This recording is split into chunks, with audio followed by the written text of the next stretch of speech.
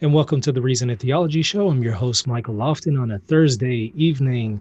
Delighted to be discussing the Crusades with Erick, Roman Catholic co-host, and also our special guest, Professor Weidenkopf, who is going to be discussing not only the Crusades, but perhaps from an angle of its relationship between Eastern Orthodox or the Eastern Church and the Roman Catholics. Perhaps we'll touch a little bit on indulgences and some others. But before I introduce you, let me at least go ahead and greet you. How are you, Professor Weidenkopf? I'm doing well. Thank you, Michael, for having me on the show. Excellent. Erick, how are you? I'm doing excellent. Thank you for having me on again, and it's a pleasure to have our delighted. He's a professional in this area, and we're very excited here for this show. Well, let me go ahead and introduce our guest formally. Professor Steve Weidenkopf is a lecturer in church history at Christendom College Graduate School of Theology in Alexandria, Virginia.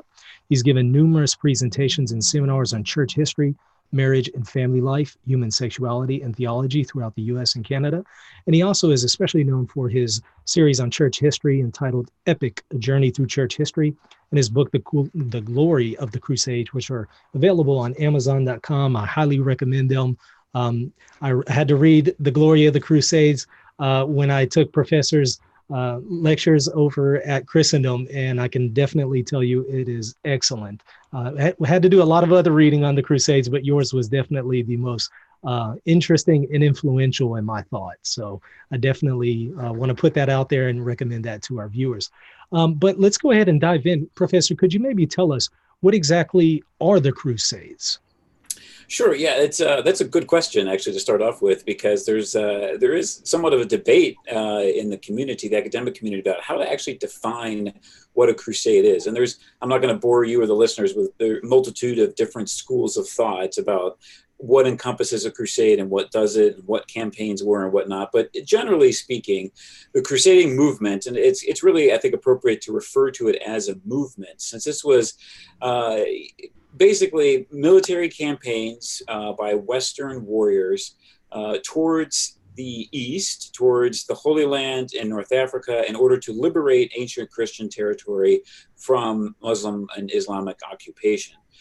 That's how the crusading movement began. Now, why I stress it's a movement is because it occupied about 600 years of Western European history and of church history. So obviously something that lasts that long isn't going to remain static, or just, going to be something that's the same over and over again. So the movement actually does evolve over the centuries. So it begins, again, as this kind of armed pilgrimage by Western knights to liberate ancient Christian territory that had been conquered by Islamic forces. But then it morphs and evolves in time over to having different forms of crusading. So to the extent that you have things like crusades called against pagans, the heathen pagans in what are the Baltic states of Europe now, the Lithuania, Latvia, Estonia, parts of Poland even, then it morphs into crusades against heretics, particularly the south of France. The Albigensian Crusade is the most famous of those. And then even there was, crusades called against enemies of the church. So popes were temporal rulers at this time. They actually had temporal territory, earthly territory that they were concerned about. They obviously got into political squabbles with major secular rulers during that time as well. And in some cases, those conflicts erupted into an actual crusade, in particular against the Holy Roman Emperor Frederick II in the 13th century. So there's the point of that is that there's different forms of crusading because the movement lasts so long. But again, traditionally, when we talk about the Crusades and when most people think about the Crusades, and usually how they're portrayed in the media, has to do with these campaigns towards the Holy Land and the North Africa, which are, most historians number that there were 8 of those specific campaigns from the end of the 11th century to towards the end of the 13th century. Now, when it comes to the First Crusade, at least my impression tends to be that most people think that Catholics went on crusades in order to earn their salvation. Could you maybe speak to that and perhaps what role indulgences played in the Crusades? Yeah, sure. That's a great question. And so it's kind of two-part question, or at least two-part answer maybe, and how to understand all that. So really, let's start off in the beginning and how the crusading movement began, what led to the First Crusade. So what led to it was As I mentioned, you had this territory in the Holy Land in North Africa that had been conquered by Islam. This was ancient Christian territory, going back to the time of Christ after the apostles missioned, in those areas. You had the conversion of the Roman Empire, as you're going through the centuries. And then you come to the 7th century, with the rise of Muhammad, and then he dies in the year 632, and then his followers for about 100 years after his death engage in this expansionistic, militaristic, imperialistic campaign where they conquer this territory, right? And so by the time you get to the 11th century, throughout this period of time of Muslim occupation, you still have Christian pilgrims coming from Western Europe, going to Jerusalem, going to the territories in North Africa and the Holy Land. However, and in some cases, they are welcomed. Sometimes they're kind of left to their own devices. Sometimes they're actually harassed and attacked.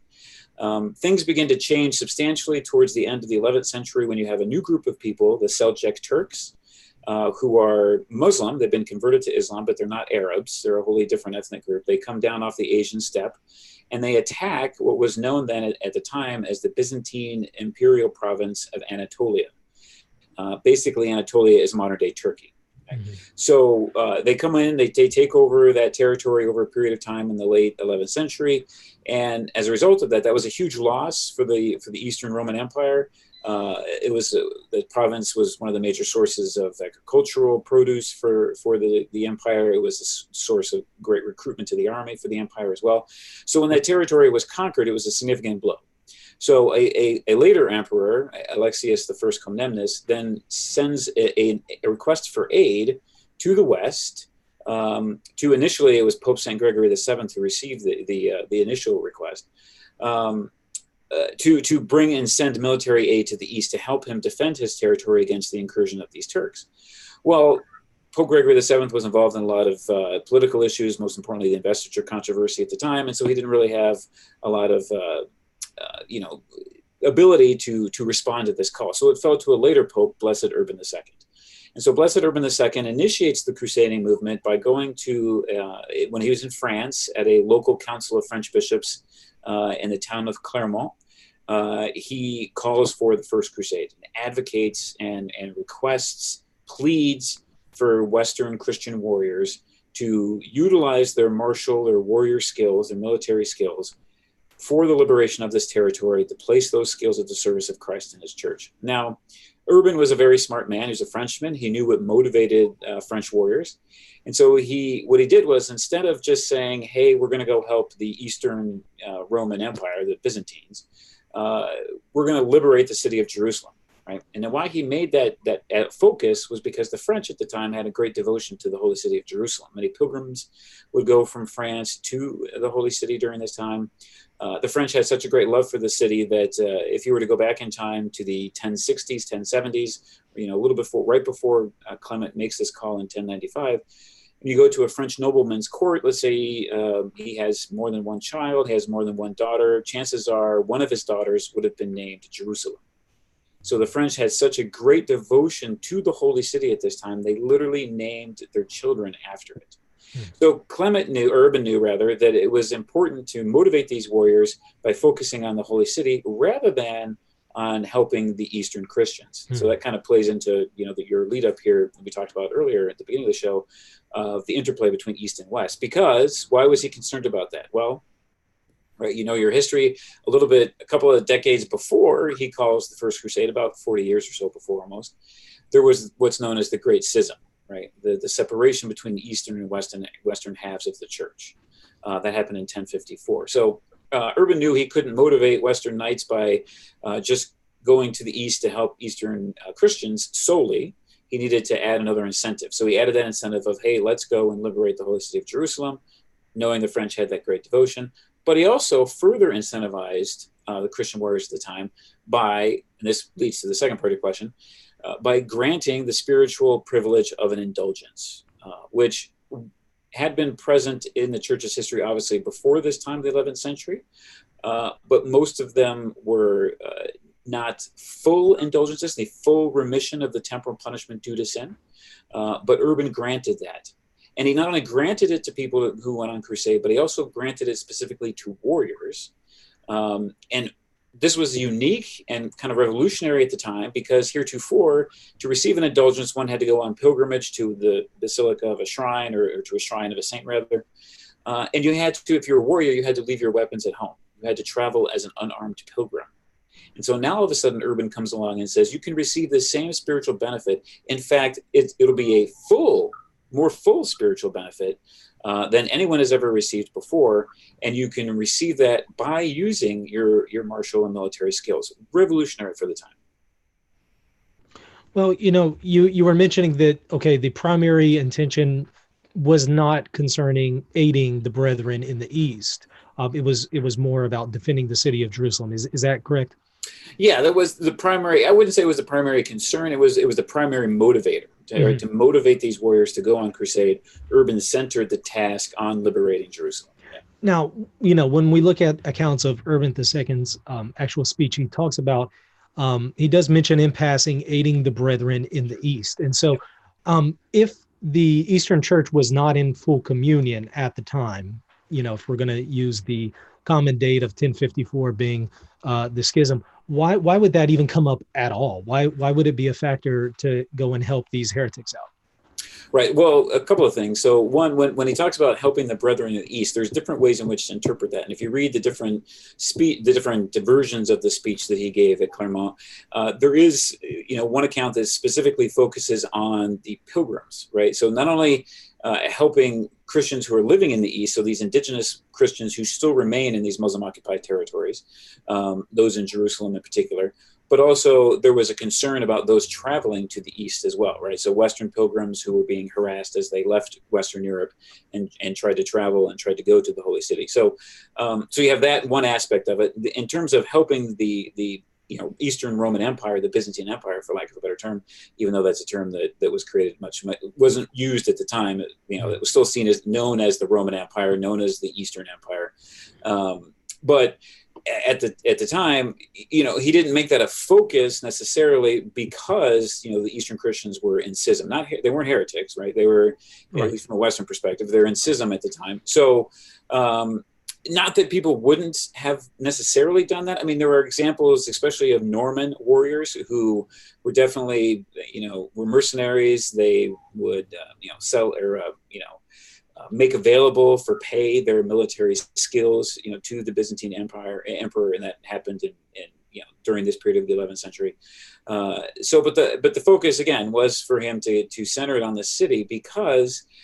Think about it. You're a Western warrior. You have to leave your home, your family, risk certain death, traveling 2,000 miles away, spending at least 3 years away from your home and your family, to go do this that the Pope is asking you to do. And that's, men will do that for money. Some men will do that for money, but to get enough men to do that, to make a really lasting impact, as the First Crusade did, when it actually did liberate the Holy City of Jerusalem, you need a lot more people.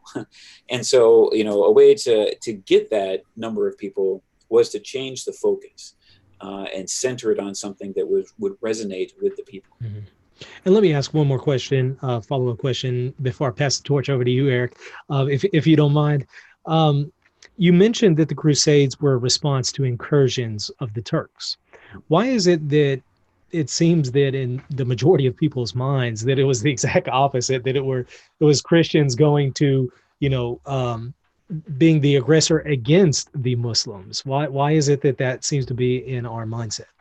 Yeah, that's one of the major modern myths about the Crusades, right? That they were unprovoked wars of aggression, that, at this time you had nothing more than just, peaceful, loving, tolerant Muslims in the Holy Land in North Africa, and that were minding their own business. And then Western warriors decided, they were bloodthirsty, they were greedy, they were focused on killing, all other kinds of different reasons for that. But ultimately, one of the reasons why, right, the Crusading movement begins at this time is, and not that these weren't unprovoked wars of aggression, was that you had reports coming back to Western Europe of Western pilgrims coming to the Holy City and being massacred, being killed, being harassed.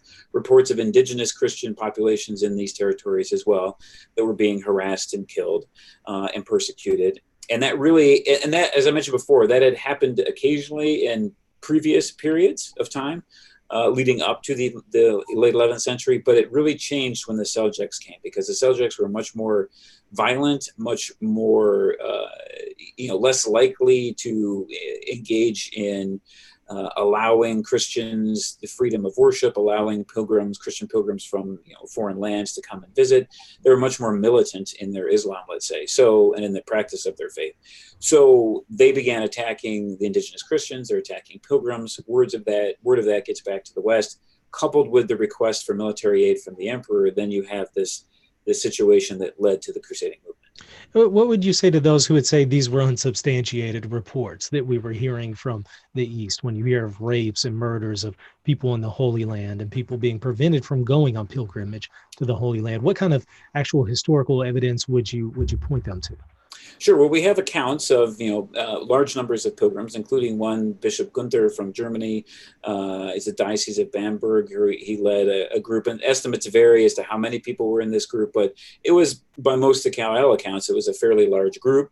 We're talking thousands of people who traveled to the Holy Land and who were massacred a day's march outside of Jerusalem. So you have that example. We have reports of chroniclers who are writing and saying that you have priests who are celebrating Mass in the Holy Land that are being stoned to death and being killed. And so there is documentary evidence. You have Urban's speech himself, different copies and different different accounts of Urban's speech that reference these events as well, that can be corroborated with other documentary evidence. So this is not something that is just made up, later on to be able to try to influence the churches, or to influence the telling of this story, so to speak. Fair enough. Erick, jump in here. What kind of questions do you have for a professor? Yeah, there was one thing that I recall from Riley Smith's book on the Crusades. I'm sure you've read it. I can't wait to dive into yours. But this charge that we get of the motives of the Crusades being only covered over by the spiritual intention of, cleansing the sinner from their temporal guilt, temporal punishment by indulgences. And rather they were doing this for wealth. And I think Jonathan Riley Smith had pointed out that back then being rich would have been mainly in terms of property, and that wasn't really what the Crusaders were getting out of it. And so through a process of elimination, kind of exonerating the intention of both the Pope, the bishops in support, and the Crusaders. Would you concur with his work? I believe he passed away a couple. I'm not sure how long ago, but last year actually. Yeah. Last year, that's right. Yeah. So would you concur in your research with that? Yeah, I mean, Jonathan Riley Smith really is the one who, years ago, when he wrote his book on the first Crusaders and the idea of crusading in particular, he fixated on the question, why did people go? That's what he was trying to figure out. And he pretty much single-handedly kind of changed the academic focus and understanding of the answer to that question, right? Because heretofore, you had the theory, which I was taught and learned as an undergrad, that you had these... what you had in Europe and why the Crusades happened was you had a population growth, the population explosion that happens in the 11th century. That part of the myth is actually true. There was an increase in population for a multitude of reasons. But you have an increase in population in the 11th century in Europe. And so because of feudalism, because this is a time when you have land and land is wealth and noble families in the church are accumulating land. And you have this notion of primogeniture, which exists, which only theoretically only the firstborn son is able to inherit the land of a noble family. And I mean, we now know through different research that primogeniture was not universally practiced throughout Europe either. So there's a whole lot of things that you can use to kind of pull apart this myth. But regardless, the theory went, or the myth went, that these firstborn sons inherited this wealth. And so you had a lot of second, third, and fourthborn sons who weren't going to inherit any land from their family. And so there was much infighting among the European noblemen and European warrior class. And the church was upset with this. Obviously it wants peace. It doesn't want people fighting with each other, especially doesn't want Christians fighting Christians. So again, the theory goes that the Pope called the Crusades in order to take these second, third, and fourth born sons and send them overseas to get their land over there. And so, on the surface, logically, you kind of walk through it, you think, well, that kind of makes some sense. But what Riley Smith does, and what he did, and this was the genius of his research, is that he went and looked at charters in France, where the vast majority of the first Crusaders come from. And these charters are basically, we would call them, like real estate transactions, the deeds, like when you sell your house, you go to the titling office and you get your title. Well, these charters were that. So in order to finance the expedition to go on crusade, you needed money. And at the time, land is wealth. And so in order to, buy the necessary materials and finance your expedition, people would sell their land. And when they sold their land to a neighbor or to an abbey or to a monastery, to the church, they would write in these charters, it's a title. I'm transferring title of this orchard, that I own to this monastery. And then they would write for what reason and why, because I'm going to Jerusalem because of my sins and this and that. So what Riley Smith did was he looked at these charters in detail and saw, first of all, why people went, because they listed it. I'm going because of the enormity of my sins, one crusader said, because of this great spiritual privilege that the Pope is granting to us, the indulgence to be able to go, because I've heard reports of my fellow Christians in the East who are being persecuted and killed, and primarily because, again, I want that spiritual indulgence. And what he found was not only the reasons for why people went, but then he also saw, and this is really the brilliance of his research, is that it wasn't the firstborn sons, it wasn't the second, third, and fourthborn sons who mostly went on crusade, but rather it was the firstborn sons who went. So the ones who stood the most to lose were the ones who went, because these families recognized the importance of this movement that the Pope had called them to participate in, and they wanted to send the most important person in their family, which was their firstborn son, to participate. Yeah, that's a great summary of his work there. That just kind of changes a lot of the perspective of the Crusades for many people. I know when I heard that, I was very surprised, and that there's actually tangible research, tangible evidence against the narratives that we were getting from different publications on that.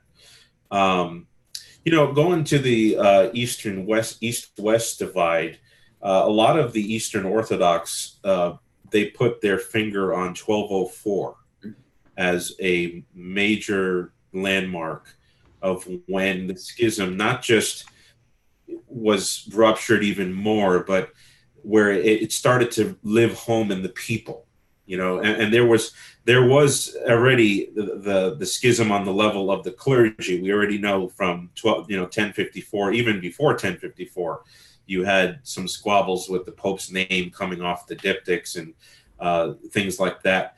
But here it reached the level of the common person. And of course, we already knew that, a lot of the Byzantines had a animosity towards the Latins for several reasons. I mean, we have a ton of evidence of this.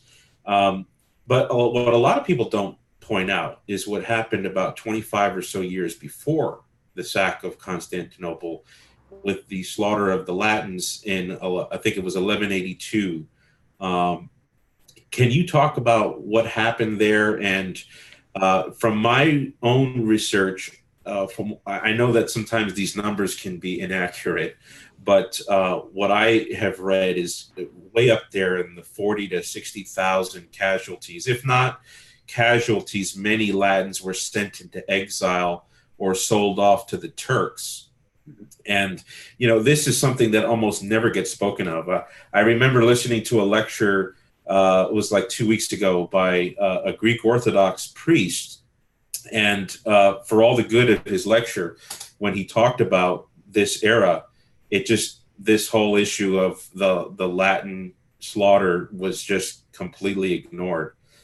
Could you just touch upon what happened there in 1182, and correct me if I'm wrong on that year?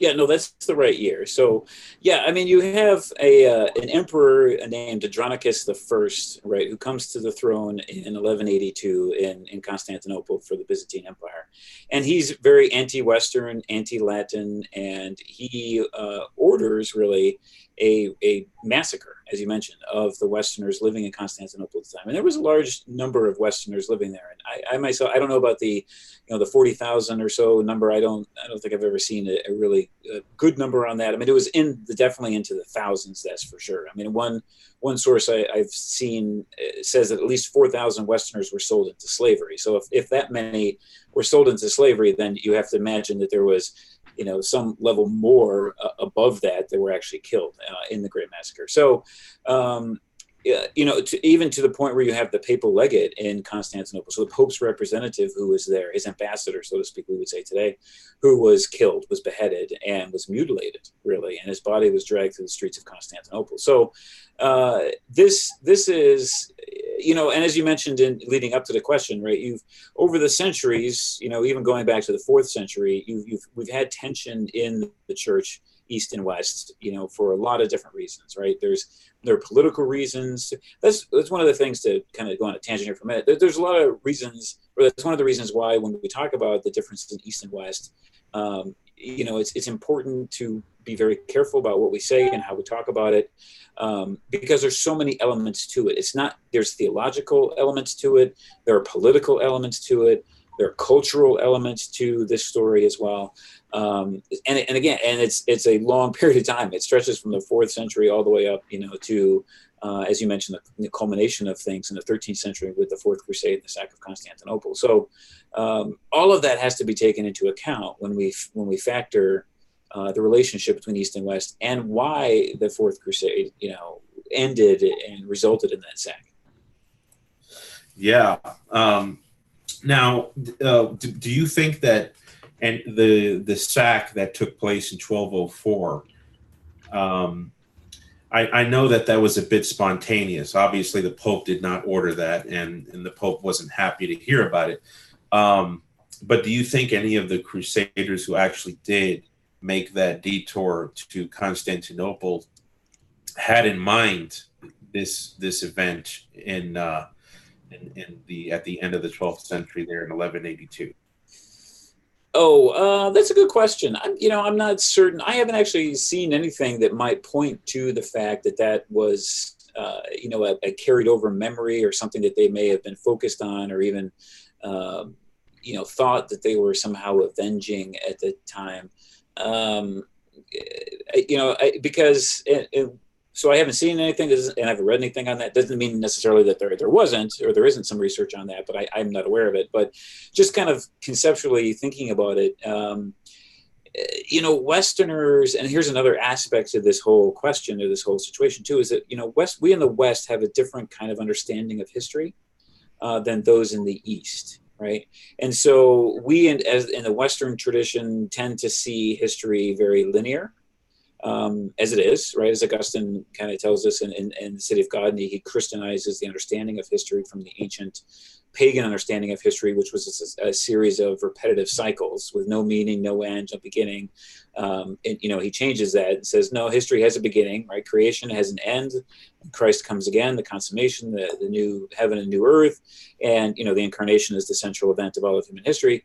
So we in the West have this kind of very much linear understanding of history. And moreover than that, events that happen in the past in the West, they help us understand the present. They help us understand, people's history and people's story. But we don't necessarily hold on to the events of the past and make them personal.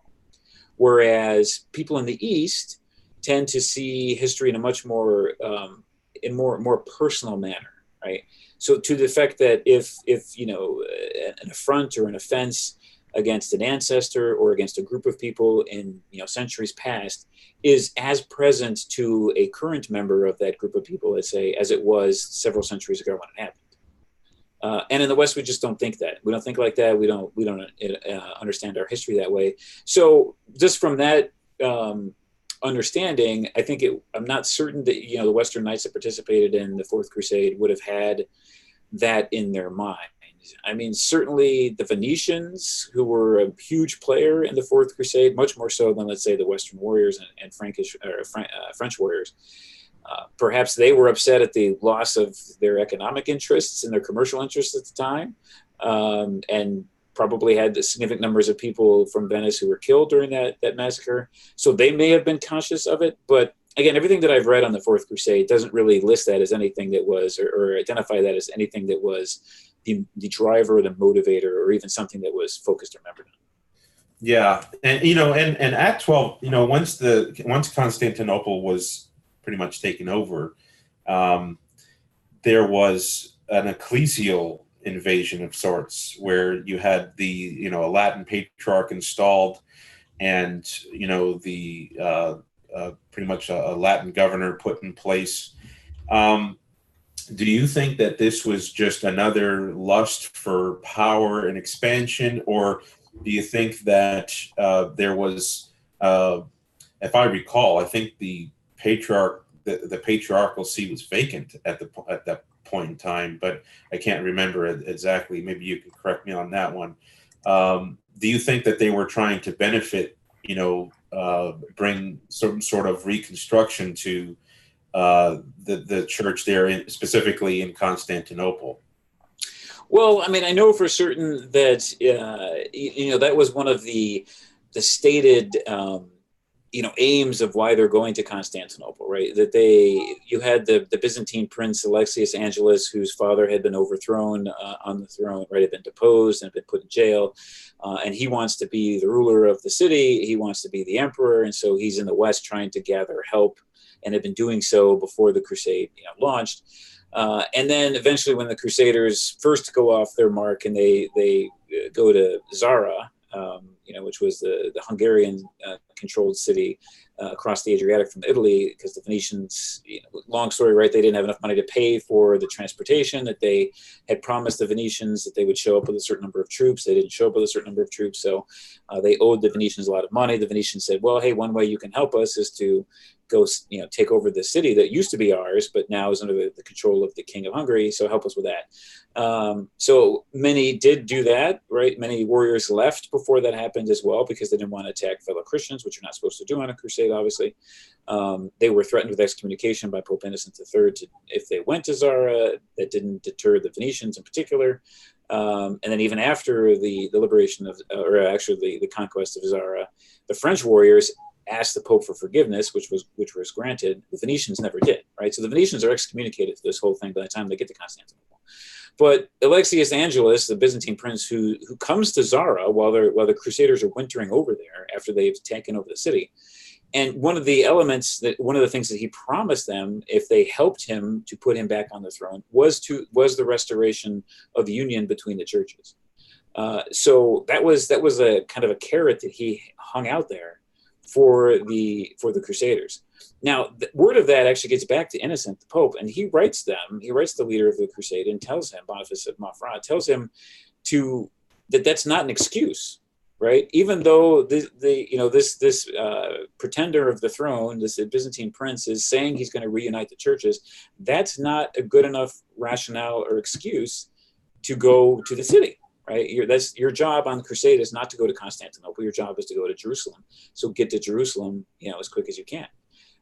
Again, these Crusaders ignored the Pope, and they went anyways. And eventually, Alexius gets on the throne along with his father, and he promises reunification. And so, I don't think that was something that was a stated focus of the Venetians. It wasn't something they were interested in to begin with. Nor was it a focus of the French warriors either, or the other Crusaders who went. But it was something that was kind of instituted or brought to their attention as something that might be possible by Alexius Angelus. And so it became one more data point, so to speak, or one more justification for doing what they were doing. But I see it more as a post facto kind of thing. It was something that was after the fact rather than this was a stated aim from the beginning. Yeah, I agree with that, because, in the age when there was no instant communication, I think sometimes we look back at this event in the beginning of the 13th century, And we're thinking that the Pope was getting his text message about Constantinople getting taken over. What's interesting is a lot of those military decisions, the Pope gets directly blamed today. But as we know, Innocent, like you said, was responding with a lot of regret, especially with the Venetians being excommunicated, and then I think he offered pardon to those who were repentant about short-circuiting the mission to Jerusalem on account of that whole deal to recover the funds. Could you elaborate a little bit more on how Innocent III responded when he heard about the sack? Because I know a lot of my interlocutors in the Orthodox communities, they tend to kind of really put this real succinct that, yeah, he had crocodile tears over it, and then he was quickly saying, all right, now we got him anyway, type of thing. Right. Yeah. No, there's a very famous letter, right, that Boniface wrote, or excuse me, Innocent III, Pope Innocent wrote to Boniface of Montferrat, the leader of the Fourth Crusade, after news of the sack came to Rome. And like you said, right, it's important for us to, in the modern world, we are so conditioned to think that communication is instant, and that decisions can be made based on reliable, accurate, and actionable intelligence, that it's hard for us to put ourselves in his position in the 13th century and realize that that's not the case, right? That it took a good week before a letter could arrive, on the fast end. So.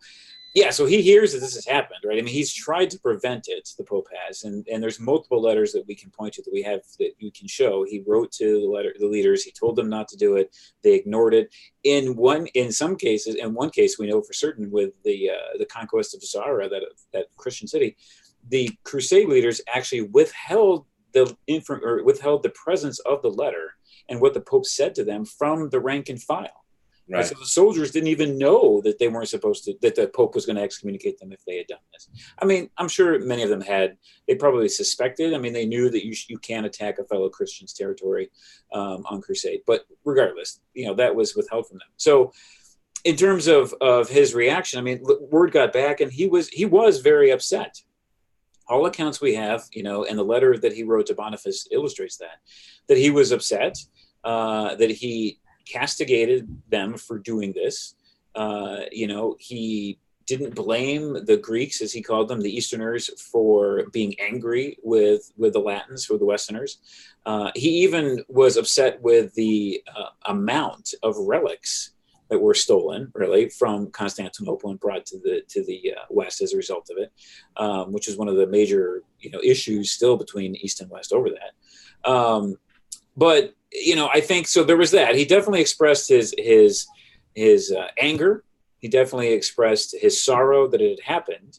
So I think we have to take him on his word for that was authentic and real. However, right. So now that this has happened, now that they've destroyed the city, they've taken over the city. They install a Latin patriarch. They install a Latin emperor. Now he has to deal with the Pope, again, as a temporal ruler at this time. So he has to deal not just with the spiritual, theological ramifications of what happened, but he has to now deal with, temporally speaking, okay, well, there needs to be a government. There needs to be some kind of governing authority. And so, okay, if it's a Western knight who has allegiance to the Pope, well, okay, I guess that kind of works out geopolitically for him and for the church. But it's not something that he desired or wanted, but he worked with it when it was in existence. Yeah, thank you so much for that, because that's really good to hear. Even though we may still lament the overall event, the Pope can't just completely throw in the towel and withdraw everybody. That would be worse. So the idea was, we have to get back into the 13th century and what's going on here to really see the benevolence involved. And it's just, unfortunately, the Byzantines didn't take well to this, but within 60 years, I think it was about 50 or 60 years, they rounded up enough military strength to retake the city of Constantinople. And but even then, and I think this is under the Paleologian line, you have renegotiations for unity in 1274 at the Council of Lyon. So it's not exactly everyone thinking that the Pope was a criminal and the Latins were criminals and they were trying to take over everything. At least on the benevolent intention of the emperor is trying to restore order to the world, and that often involved making some, decisions that would have appeared to be excessive or somehow overtaking foreign lands. But, so anyway, the Council of Lyons 1274, that was kind of another failure. I mean, in terms of making any sort of long-lasting unity, that was quickly turned over in Constantinople. I think 1285 they kind of turned over that council, but you had a unionist party in Constantinople led by the patriarch himself at the time, John Bekos, but he was excommunicated by other more radicals that were anti-unionist, and so it's unfortunate that we had what happened go on, but there's each side, that's a thing. Each side has a sad story to tell, and we're not always ready to fix what we've done in the past, which is why a lot of scholars, especially in the 19th century, one of the leading ones in the 20th, at the end of the 20th century, St. John Paul II, who had the proper response to this, which was, the past is gone. We can now work forward to repair some of these long-lasting tragedies through mutual efforts at charity and dialogue. So, yeah, I don't know about you, Michael. I can probably think of many other more questions, but I'm sure you might have some. I have a few, and kind of continuing to speak about the relationship between East and West. Professor, what would you say as far as the Byzantines? Would you say that they tended to sympathize with the Muslims or the Latins more often than not? And if with the Muslims, even if not more often than not, why would they ever sympathize with them? Yeah, great question. So, I don't think it's not a simple either or, right? Answer to the question in terms of, they were definitely, Christian or Western sympathizers or Muslim sympathizers, or it really, the true answer is it depended, right? It depended on the political situation at the time. It depended on the military situation at the time. It depended upon who was emperor as well and what policies he decided to pursue. And that's kind of one of the subplots, so to speak, of the crusading movement, at least those campaigns towards the Holy Land and North Africa during the 11th through the 13th century, is the relationship of the Byzantines to the Western armies, right? When the First Crusade happens, Alexius Comnenus sends his representatives over to the East in the late 11th century, and he wants some military aid. He's expecting to get mercenaries, right? He's expecting to get groups of mercenaries that he, if not will pay, at least will be beholden to him and to what his policy and military objectives are. Instead, we have to see it from his perspective. Instead, he gets 4 major army groups of about 60,000 warriors that show up at different times, at Constantinople, and want to be transported across the ways, across the Bosphorus, into Anatolia, and then make their way down to Jerusalem. He was not anticipating that at all. I mean, the Byzantines at the First Crusade were really, I think, massively overwhelmed with the numbers of Westerners that came, and massively concerned, right? So Alexius was so concerned that he has them, the leaders of these Western army groups in the First Crusade, take an oath of allegiance to him, an oath of fidelity to him, so that they don't conquer and sack Constantinople in the 11th century and take over his territory. And they promised that any territory they liberated that was previously imperial territory, they would return to him. But things started off on a bad foot, between East and West relations in the crusading movement with that First Crusade, when as soon as the army groups get across, they pledge their allegiance, they get across the Bosphorus, they go to Anatolia. Their first objective is the city of Nicaea, right? Site of 2 previous ecumenical councils, one in the first in the 4th century and the other one in the 8th century. And, the Western Knights are besieging the city.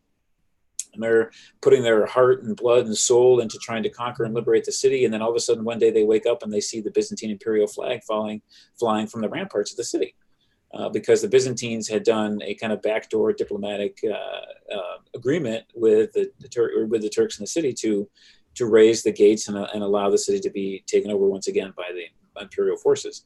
And so the Westerners are upset with that, right? Here they are, they've spent all this time, this effort, this money, even their blood trying to get into the city. And it was just, kind of handed over to the Byzantines by the garrison because of this backdoor dealing.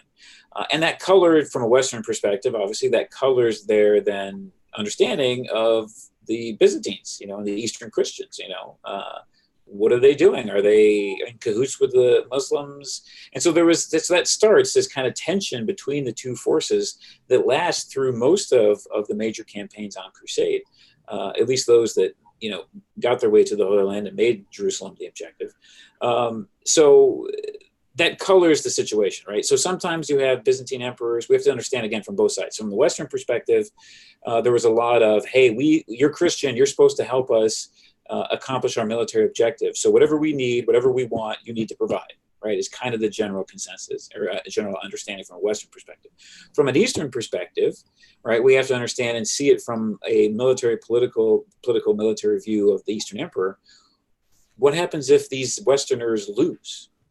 What happens if the Turks they get thoroughly defeated and destroyed?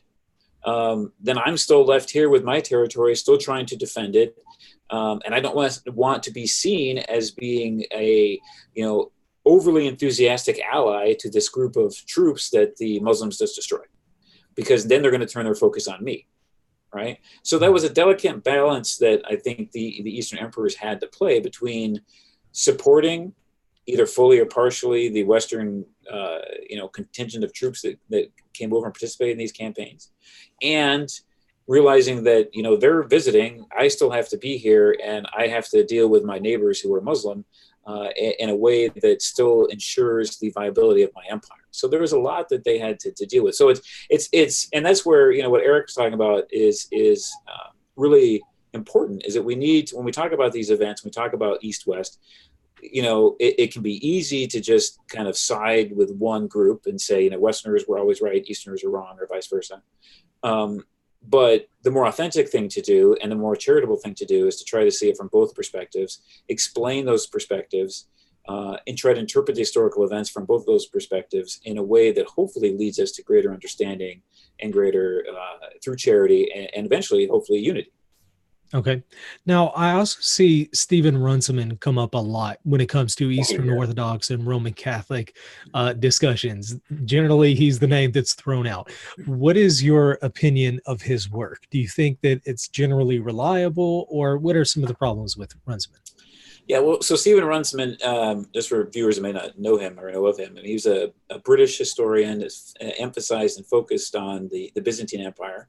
So he was an Eastern-focused historian. And so he wrote this 3-volume work called The History of the Crusades back in the 1950s. And it was very popular. It's still actually a very popular work today. It's still sold, still in print. And it's popular because it was written in a narrative style, very easy to read, very popular. And so it was, it sold very well, in essence.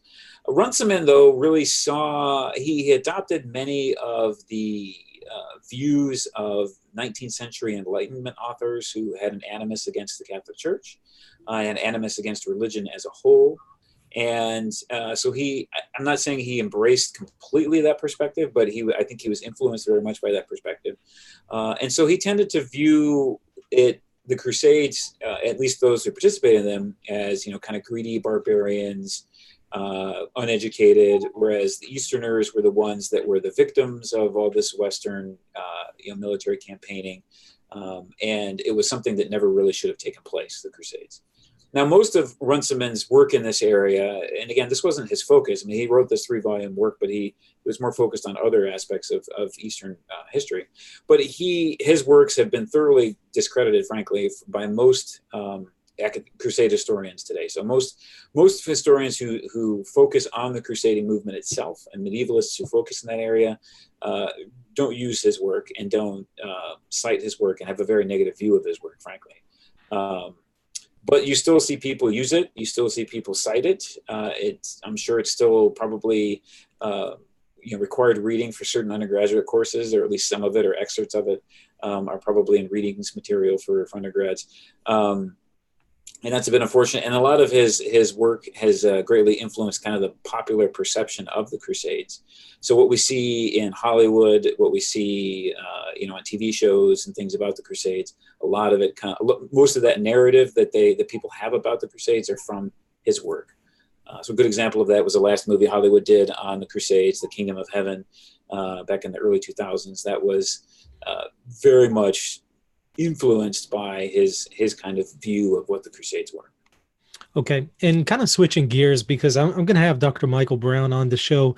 If you're not familiar with him, he's a evangelical from a charismatic background, Jew who converted to Christianity. So he very much deals with a lot of issues concerning relations between Christians and Jews. And of course, this is, the issue of the Crusades comes up a lot. And he tends to take the view that Christians historically have persecuted, on many occasions, the Jews. Would you say that that is accurate when it comes to the Crusades, that there were many instances in which the Crusaders were unfair and persecutive of the Jews? Or do you think that that was not necessarily a component of the Crusades itself? Yeah, that's a great question. So what we do know, what we can say is that there definitely were, especially during the time of the First Crusade and the Second Crusade, there were pogroms, attacks against Jews that erupted in mostly in the Rhineland in Germany, and there were those who kind of used the crusading movement. There was one individual, Count Emmerich in particular, and during the First Crusade, who utilized the crusading movement as a vehicle through which to persecute the Jews. And I stress that he used it as a vehicle through which to do that because that was not part of the crusading movement. The crusading movement was not at all interested in attacking or converting Jews. This was never a stated aim of the Crusades. Was never a focus of any of the popes who called for crusades. So this is not something that's officially part of the movement. Unfortunately, people utilize the movement for their own nefarious ends. And that did happen, as I mentioned, the First Crusade and the Second Crusade, where Rhineland Jews were attacked and were persecuted and were killed. And large numbers of them were. But we know, for example, during the first program of the First Crusade, there were, as Emmerich marched his kind of marauding band of warriors down various Rhineland cities, or the cities along the Rhine, and attacked the Jewish communities there. We do have accounts of the Catholic bishops of the cities, or many of the cities, actually opening their own palaces for the Jewish community, trying to protect the Jewish community. In some cases, that was a deterrent from Emmerich, and he switched gears and went to a different city when he knew the bishop of one city was protecting the Jewish community there. In some cases, it didn't really matter. He went to the city anyways and barged into the bishop's palace and killed the Jews there regardless. So what I think we need to see is, the whole context of Christian-Jewish relations and persecution. Obviously, there's a long history there. It's not something that I'm necessarily an expert in, but I think that we need to kind of recognize and see that, right? We need to reference it and call it into account, or recall it rather, when it did occur, but try to help understand it in the larger context of the culture, of the areas in which it did occur, and the whole kind of general mindset of people living at the time. Not saying that we obviously have to agree with that mindset, but we have to understand that mindset in order to help understand why these things occurred, right? And I mean, leading after that period of time too, I mean, during the whole medieval period, there's instances in various medieval or in different territories during the Middle Ages where the Jews are kicked out of these various places, right? So they're expelled from France, they're expelled from England, they're expelled from different parts of Europe at this time, and many of them will go and settle in Spain, and eventually, the Jewish population will be expelled from Spain or be asked to convert. Some do, a lot don't. At the end of the 15th century. So that's a very difficult and sad, frankly, history of the church, but it's something that we have to acknowledge and recognize and discuss. But again, we have to do so from the perspective of those who are living at the time, not to justify, but to understand what happened. when it comes to the Crusades, we often get the impression that this was something that happened without God's approbation. Do you think that there were any instances in your study of the accounts of the Crusades in which it would appear that perhaps God aided and intervened with the affairs of the Crusaders in their support? Yeah, I definitely believe that to be true, and I think that's definitely illustrated best in the First Crusade, because the First Crusade, frankly, was the one that was the most successful. The other Crusades were some of them were partially successful, the others were abject failures, and ultimately they did fail as a whole. The Crusading movement did, because it didn't accomplish what the objective was, which was to liberate this territory, this Christian territory, from Muslim occupation and keep it in the hands of Christians, which it didn't obviously do, right? So, but there were times in the First Crusade, for example, and it's not just my opinion, but it's the opinion of those who actually participated in these Crusades. They literally believed that God was with them on every crusade, right? They had deep faith, these individuals did, that, the Pope had called them to do this, that God was with them. They've been given this enticement of the spiritual privilege of the indulgence. But even in the First Crusade, there are multiple examples of these army groups marching to Jerusalem, where they were on the point of just complete disaster, where the crusade just would have ended in complete failure, and they were miraculously rescued. Or saved in many different ways, right? I mean, they're marching from Nicaea. We mentioned that earlier. They march down through Anatolia in the middle of the summer. There's a lot of disease. There's starvation. They're running out of food, malnutrition, desertion. I mean, everything is happening poorly. By the time they get to the city of Antioch, which was their goal from Nicaea, many knights don't have their horses anymore. Many of them have sold their armor along the way to just buy food. They're not they're not well stocked. They're not well armed. Yet they're able to eventually get into the city of Antioch. And then they get in the day before a Muslim relief army shows up that probably would have wiped them out. So they're behind the city walls of Antioch. It's fortified. They're in this great defensive position, but now they're being besieged. And then they are able to, morale is really low. And then you have this story of the miraculous finding of the lance, or at least the lance head of Saint Longinus, who's the Roman Roman soldier who stuck Jesus in the side at the crucifixion, right? So there's a vision that supposedly is had by one of the individuals on the crusade, and they dig, and they in this particular church in Antioch and St. Peter's, and they find this lance head, or they find a lance head.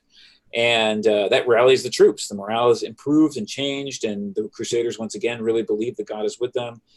Then they formulate a plan. They go outside the city walls, and they defeat this Muslim relief army. And there are accounts, contemporary accounts of that fight, where the Crusaders, the soldiers, swear that they saw the spirits, if you will, the manifestation of the spirits of the souls of their dead fellow Crusaders and angels fighting for them, fighting with them against the Muslim army outside the city walls of Antioch. And so, many modern historians kind of write that off and say, wow, that's just, it's medieval religious kind of, nonsense or superstitious belief. But if you are a faith-believing Catholic, right, we understand that this material world is not all that there is. There is a spiritual world. There are spiritual beings. There are angels, and they do fight. And they do fight for God and for God's people. And it's very possible, very probable that they did see those, that there were angels there that did help them, right? And then, there are other cases too where they're besieging Jerusalem. They don't have enough siege, wood for siege engines. And all of a sudden, mysteriously, miraculously, these ships from England and from Genoa show up, and they have wood to help them build the siege engines. And, where did that come from? And so all along the way during that First Crusade, there are different examples of this. And again, it's more important for us to see it from their perspective. They believed that they were God's army. They called themselves that. They believed he was with them. And that really kind of leads to, later Crusades, and why the failure of those later Crusades was so disheartening to Western Europeans, because they saw how how much the First Crusade was successful and how much God was with them in certain periods of time. It looked like it's going to end in failure. So they assumed that every single one from then on there out was going to be as successful. And it wasn't. So it caused a lot of soul searching and a lot of focus on the crusading movement and what it was about, and discussion. And there were groups of people that disagreed with the movement and criticized it. But it led to a healthy tension, a healthy debate about the whole thing, and led to even greater fervor along the way too. I'm just curious, was this relic that's mentioned in Antioch, the lancet, is it still around today? That's a very good question. I don't know if it's still around. I know that at the time there was debate about it. The papal legate that was on the First Crusade, Bishop Adhemar, he was very skeptical of this story of this individual finding the lancet, or having this vision, Peter Bartholomew having this vision of I think it was the vision of St. Andrew coming to him and telling him where the lance head was or something. And he was skeptical, the papal legate was, because he had seen the same purported relic in Constantinople. So there was already a lance head in Constantinople that was claiming to be the lance head of the spear of St. Longinus. So who knows? It's very possible that it was one of those relics taken by the Western Crusaders during the Fourth Crusade back to the West somewhere. It's in the West somewhere. I just don't know. Okay. Well, one last question before I get into just a few from the chat. So when it comes to myths surrounding the Crusades, we've discussed a few myths. Could you maybe address a few others that we haven't brought up so far? Sure. Well, we talked about unprovoked wars of aggression. We looked at the fact that why they went was for greed and for money and for land and things like that. One ancillary myth associated with that is that the Crusades were colonial enterprises. You hear that a lot, that this was an attempt by Western European nations to colonize the Middle East and to establish colonies, and that's not true. There were what are called the Crusader States, or feudal territories, that were created as a result of the success of the First Crusade, but those were in no way, shape, or form actual colonies. There was no real tie back to a European country or a European king. They were independent feudal territories that were constantly undermanned and required, an infusion of troops from the West just even maintain existence. We talked about the persecution of Jews, and that this was some kind of the first Holocaust, which again is not the case. There's one big one that you hear frequently is that after the first Crusaders got into the city of Jerusalem and liberated it in the summer of 1099, there was this large massacre that every single man, woman, and child was killed in the city, so much so that blood from all of the dead bodies was up to the ankles, or sometimes even up to the bridle of the horses, that it was just, the city was flowing with blood, that kind of thing. And although people were killed, obviously, as the Crusade army got into the city of Jerusalem, it's not to the extent that no one else was living in the city and that the blood was up to somebody's knees. Those are pretty much, I think, kind of the major ones that we didn't talk about. Sure. Okay. Well, let's get to some of the questions from the chat. Brandon Thorpe asks, what does the professor think about the claim that the Italian Renaissance only happened because of the sack of Constantinople? Oh. Well, I'm not an art historian, so I'll just preface it with that, but I don't think that that's necessarily true. Actually, what's interesting is that there's someone who is an art historian, although he's long dead now, is Sir Kenneth Clark. He was a British art historian, and he produced a television series for BBC back in the 60s called Civilization. If you haven't seen this or don't know anything about this, I highly recommend you look for it. You can find it, I think, on Amazon. You might have to rent it or something on the streaming service. But what he did was, his Civilization is his telling of art history, or telling really the history of Western civilization through art.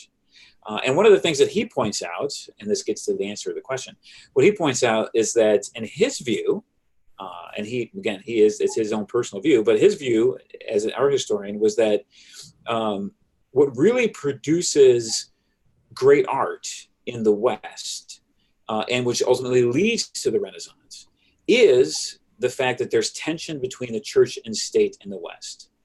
Whereas he contrasts that to the east, where in the Eastern world, again, his view is that Eastern art tends to be of, kind of monostylistic, right? That there's an emphasis on icons, and there's an emphasis on that form of art, and you don't have as varied amounts of art or different kinds of styles of art as you do in the West. And his understanding of that, or his theory of that, is because you have this tension between church and state in the West, whereas in the East, you had something that we call Caesaropapism, which is where the emperor was very much involved in church affairs, saw himself almost as the head of the church.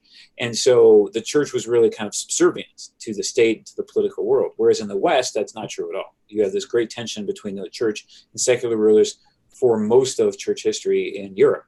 And his contention, kind of Clark's contention, is that tension helps to produce this great art because you don't have, the state controlling everything, right? The church is the great patron of artists in the West, and not only the church, but also as Western European economy grows and changes, and you have the development of a middle class, and you have noblemen who want to hire artists to do things, to paint their portraits, especially as you get into the Renaissance, and to construct great tombs for them and chapels and things like that. That allows for a greater flowering of different styles, and a need, right? It creates a market for artists and the need for artists. And when you have a competitive market, you're going to have artists fighting each other to come up with the greatest thing and greatest style. And so anyway, that's his view of that. So I don't think that the sack of Constantinople had much to do with the Renaissance. I think that the Western European art was definitely vibrant and engaging before that even occurred. Okay, Gregorian asks, how aware were the Latins of the Islamic empires going into the First Crusade? Did they know about the divide amongst them like the Fatimid and Abbasid empires? Oh, so I think the question is, did the Christians know that the Muslims were divided into two different caliphates? That's what it looks like, yes, going into the First Crusade. Mm-hmm. Yeah, that's a very good question. I mean, that was the reality, the political reality of the situation at the time, with the Fatimids based in Cairo and the Abbasids based in Baghdad. But definitely, I think the imperial, Byzantines, the Eastern Christians were definitely aware of that divide and of the different groups. I'm not so certain that the Western Crusaders would have been aware of that, though. Maybe they would have gotten that intel when they got to Constantinople and would have understood that from the Byzantines at the time. And that certainly played a large factor in the success of the First Crusade, that you did not have a united Islam. And once Islam did unite in the late 12th century with Saladin, then you see a great turn of events kind of against the Western presence in the Latin East. Okay, let me scroll through a couple of these here. If Muslims, this is from Catholic Traditionalists, he says, if Muslims began murdering Catholics and burning churches in a Western country, what could Catholics lawfully do? I guess he's basically saying, if this were if what you had going on in the Middle East back during the First Crusade was going on now, what could Catholics do now? Right. Well, would Pope Francis call a crusade tomorrow? That's a whole different discussion, maybe. Right. Well, again, what could Catholics do lawfully? Well, I think it probably depends upon the country that you're in, right? Obviously, you want to work with your civil authority and make sure that whatever country you're in, that those individuals are protected. And I understand that the world is different in many places, and so some areas in some countries, Christians could go to the civil authorities and make sure that they're protected. In other places, they can't do that. I understand that completely. So it really kind of depends upon where you are. Sadly, as we know, right, we're still receiving accounts even today of certain areas of the world where Christians are being persecuted by Muslims in a violent way for their faith. And so, as Westerners, or as those who are in more, let's say, safer areas, we need to be aware of the plight of our fellow Christians who are being persecuted, both Catholic and non-Catholic Christians being persecuted, and pray for them, obviously, and do what we can, obviously, lawfully and legally, in order to help them. And in our country in particular, I would say that we could be maybe a little bit, and maybe even the church here could be a little bit more vocal in working with our politicians in trying to assist those Christians in need. And there are groups that do that, so I don't want to make it seem as if that's not happening. But if we were a little bit more vocal, maybe a little bit more would be done. Looks like they're talking about the Templars in the chat. Could you maybe briefly comment on their role with the Crusade? Sure. Yeah, the Templars always come up when you talk about the Crusade, Yeah. right? So the Templars, right, for those who don't know, are one of the military religious orders that grew out of the success of the First Crusade. I mentioned that you had the creation of these Crusader States, these feudal territories after the success of the First Crusade.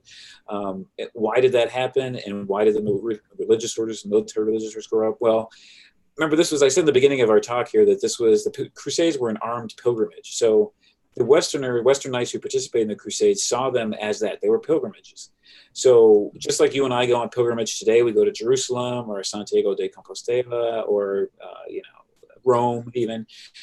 When we go on pilgrimage, we visit the shrine, we visit the basilica where we say our prayers and we have a good spiritual experience, and we go home.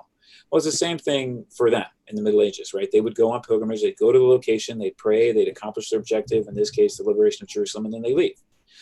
So after the First Crusade, those who were still alive, and there was a significant casualty rate, but those who were still alive, the vast majority of them, about 12,000 or so that are left in 1099, about 10,000 of them or so leave and go back home. Right? So there's about 2,000 or a little less than 2,000 that are still there in this large territory that's 600 miles in distance. It stretches all the way from Jerusalem and even south of Jerusalem, all the way north to the city of Edessa, right, in modern day Armenia. So you have this large territory that has to be defended. Most of it's on the coastal area, but there's some miles inland. And if most of your troops go home, somebody needs to pick up the slack, right? So either you need to have new fresh troops coming from Europe, or you have to have something different happen. So what that something different that happens is the creation of these military religious orders, where you have groups of men who are religious. They take the vows of the evangelical councils, poverty, chastity, obedience, but then they also take vows to protect the Christians living in the Latin East, in these Crusader states, and vow to give their lives in defense of the Christian presence there. And so the Knights of the Temple are one of those. They're a group that comes to about because their first barracks was on the temple enclosure on the mount near the Al-Aqsa Mosque today in Jerusalem. And so they were a group that pledged the protection of the Latin territories, basically, in the Crusades. Now they become very influential. Saint Bernard, later in the 12th century, writes a rule for them. He encourages warriors to join the Templars. He helps get their order approved by the Pope. And so they have the greatest single cleric in Christendom at the time who supports them. And they become very wealthy as well. People, secular rulers and noblemen, give them land, donate land to them, give them wealth. They institute kind of the first international banking system, the first ATM, where in essence, where if you were a Christian traveling from France, let's say, to Jerusalem at the time in the 12th century, you don't want to take a bunch of money with you because of being robbed and being abused and have your money stolen. So instead, you'd go to a Templar house in France. You'd give them a bunch of money. They would write you a deposit slip, saying, you deposited 500, florins. Take it and go to the Holy Land. When you get to the temple house there, you give them the slip. They give you your money minus a surcharge. And so they created the first ATM fee. And so with that, they obviously grew and became very rich and powerful to the point where secular rulers became very angry with them, particularly the King of France, Philip IV, the Fair, and he eventually has them suppressed by the Pope in the Council of Vienne in the 14th century. I have one more question from the chat. It is from Ron Paul Road Warriors. He says, according to Catholic law tradition, can the laity declare a crusade? Yeah, that's correct. Actually, no. I mean, short answer is no. Longer answer is, one of the essential ingredients or essential elements of a crusade is that it's called by the Pope. So for the expedition to be legitimate, for it to be, in the just war tradition, it has to be declared by a legitimate authority. And so legitimate authority in this case is obviously the Pope. And so It goes back to what we said earlier, right? Pope Francis is going to have to wake up tomorrow and declare a crusade against ISIS or something in Syria, but I don't think that's going to happen. So as much as we might gather a group of Christian or Catholic gentlemen together and declare a crusade wouldn't be legitimate in the eyes of the church. So. I think we'll get an answer to the dubia first before that will happen.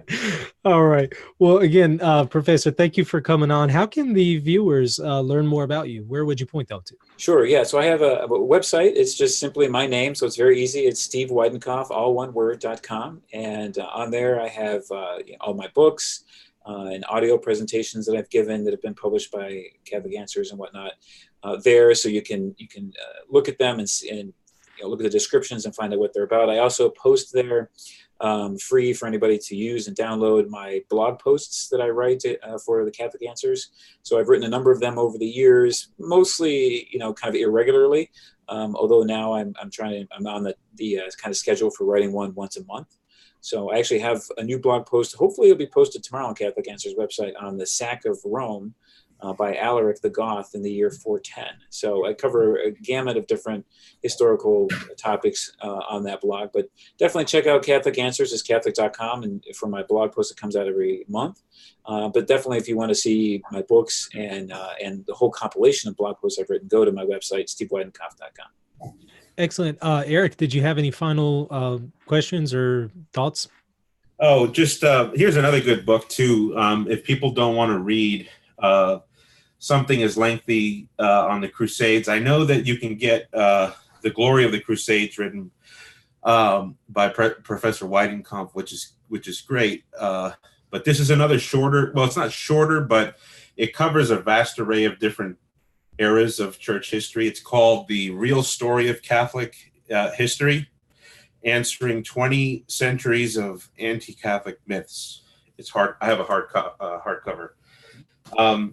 Other than that, it was a pleasure to hear this. This was phenomenal, where we have many clerics in the Catholic world today who have nothing but regret over the Crusades even. It was phenomenal to hear such a scholarly and robust defense of the Crusades where they can be defended. So thank you so much for coming on our show. This was a great act of charity. Thank you. My pleasure. Yeah, thank you very much. And thank you for both you, Erick, and Michael, for, again, having me on the show, but also for what you do just in the Catholic world with this podcast and trying to talk about Eastern-Western relations and moving us towards charity and unity. And it's a very important work. And so God bless you guys and your podcast and everything that you do.